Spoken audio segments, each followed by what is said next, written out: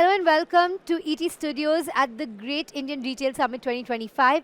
I'm Shilpa Ratnam and this session is all about Customer Engagement Strategies 2025, a space that's undergoing tremendous change. In today's hyper-digital world, brands are no longer just selling products, they're curating experiences, building relationships and competing on the strength of engagement. But with rising acquisition costs, fragmented customer journeys and evolving privacy norms, how do businesses cut through the noise, personalize at scale, and drive conversions efficiently? To decode the future of customer engagement, we're joined by Dinesh Menon, Global Chief Strategy and Business Officer at Resulticks, a leader in real-time AI-powered data-driven marketing.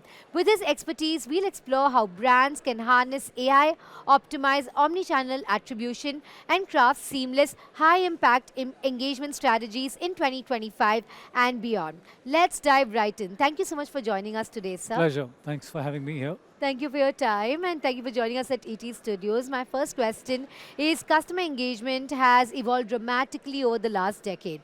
What's the biggest shift that you are seeing in 2025 and what are the key forces that are driving this transformation? Well, customer engagement is the most important cornerstone for any brand to effectively engage with their patrons and their prospects. In the world of digital that we live in, AI is reshaping all methods of customer engagement, which means that I have to know you well, but know you well so much that I don't cross the lines of privacy and therefore not be an intrusive brand in your life. Yeah. So the challenge that brands are grappling with is how well should I know my customer and how much better can I engage with you contextually, and therefore I'm not spamming you with all kinds of irrelevant messages. That is one challenge that brands are trying to address. The other challenge brands are trying to address is how do I personalize or hyper-personalize communication at scale? And that is the power that AI lends for brands. The ability that AI brings primarily to brands is doing things at much bigger scale so that you're doing things a lot more bigger, a lot more cost efficiently, and therefore eventually the metric that it impacts is customer acquisition cost and retention cost. So if you ask me to sum up that question, thanks to multi-million data points that a brand is able to capture, couple that with effective use of AI, in combination, a brand can sharpen their customer engagement skills at much lower costs in a sustainable manner. Right. And AI, as you mentioned, is now a cornerstone of modern marketing, but many brands struggle to measure its real impact. How can AI be used not just for automation, but for cost-effective customer acquisition and long-term retention? So when it comes to customer acquisition, the primary driver of cost is the humongous cost of advertising on multiple channels, be it offline or online. And in the old world, measuring ROI on traditional media has, of course, been a huge challenge. But in the digital world, we all know that it's highly measurable. But even in that space, it's not cheaper anymore. So AI helps you with deep analytics, exactly measure attribution at a customer level, at a channel level, at a promotional level, a campaign level. So there are multiple layers of analysis that AI can enable. So if you're able to put a finger on what channel contributes to conversion, the brand is able to save multiple channel costs of reaching out to prospects and their current customers, and therefore save a lot of marketing dollars on reaching out to customers. That's the biggest impact AI can do when it comes to campaign analytics. And that is where brands are investing in today. The only confusion that brands are trying to grapple with is what is that one stack that can help me address that most cost effectively. So while it is helping me save cost, which is the stack that helps me save cost and even investing in the stack itself. So there are two aspects to the investment itself.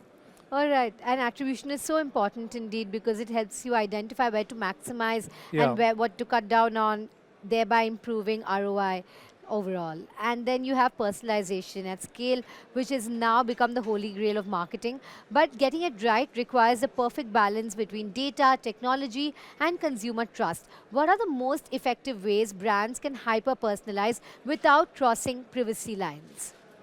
Very important question. Thanks for asking that. In a world that we live in, given the data privacy guardrails that different economies and markets have got, India is soon going to be out with the DPDP policy, and therefore it's imperative that brands are going to be adhering to those policies very, very stringently. Otherwise, the penalties are very severe.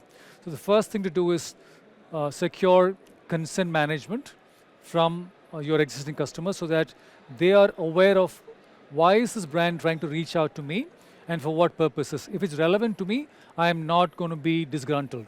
If I am being spammed, of course, I'm going to be an annoyed customer. That's number one. But even with the non-customers, I should be sent out communications by, let's say, applying a frequency capping capability in your tech stack so that you know that this person at an individual level, so Shilpa, for example, should be sent only messages 3 times a month. So I'm not kind of coming across as an irritable brand to you. So you can define frequency capping. You can define how many times, what content can I disseminate to each customer. So if you can get that level of granularity, you are then well within the limits of customers' acceptance levels. So that is the key thing in terms of hyper-personalization and personalization. When you get that right, then you can just scale it up, applying those very simple principles of frequency capping and communication guidelines. Right, it's all about providing a rich experience without crossing data privacy lines. Now, customer expectations are evolving rapidly. Consumers demand instant gratification, seamless journeys, and highly relevant interactions. What are some key strategies brands should adopt to map and enhance the customer journey beyond touchpoints? First of all, the ability to map all the touch points when a customer engages with your brand is number one.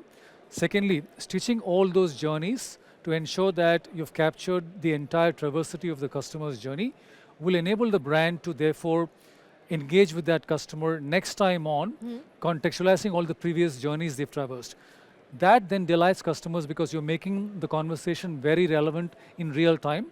So typically, let's say if a salesman talks to a prospective customer, that salesman is given all the equipment on the information about what's been the previous touches that the brand has had with the customer, and therefore that particular communication is very relevant to that particular person and all that he or she has been exposed to in the past.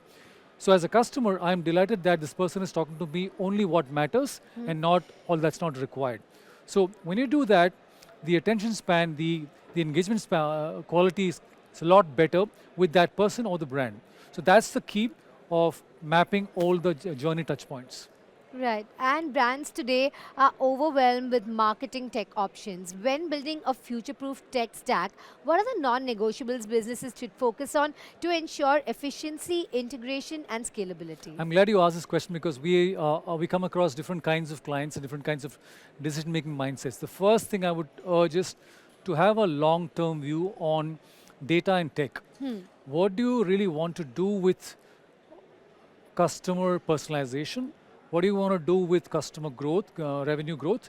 And what do you really want to achieve in the space of better customer experience? If you're able to define what your goalposts are or milestones are from now till 10 years, for example, or 5 years, for example, you should then know which stack will complement that requirement the best. What we also see is, which is not a good thing, is a lot of times short-term goals are looked at and therefore they make investments in tech stacks that are with a short-term view.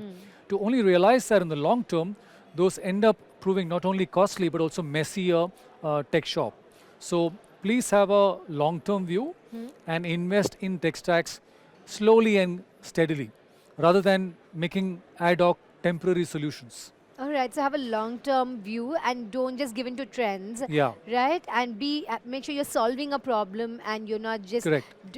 following the herd. That's right. All right, thank you so much for that tip and all the other tips that you provided us with during the course of this session. It's been an incredibly insightful conversation from AI-powered efficiency to omni-channel attribution, seamless customer journeys, and the future of data privacy. It's clear that customer engagement in 2025 is as much about strategy as it is about technology. For brands, the road ahead will be defined by hyper-personalization, smarter attribution models, and a deep commitment to trust and transparency. The brands that master this balance will not just retain customers, they'll create loyal advocates. That's a wrap from ED Studios at the Great Indian Retail Summit 2025. Stay tuned for more exclusive insights from industry leaders shaping the future of retail, marketing, and customer experience. Thank you so much for joining us Thank today, you for sir. having me here. Thank you for your time. I'm Shilpa Ratnam, and thank you for watching.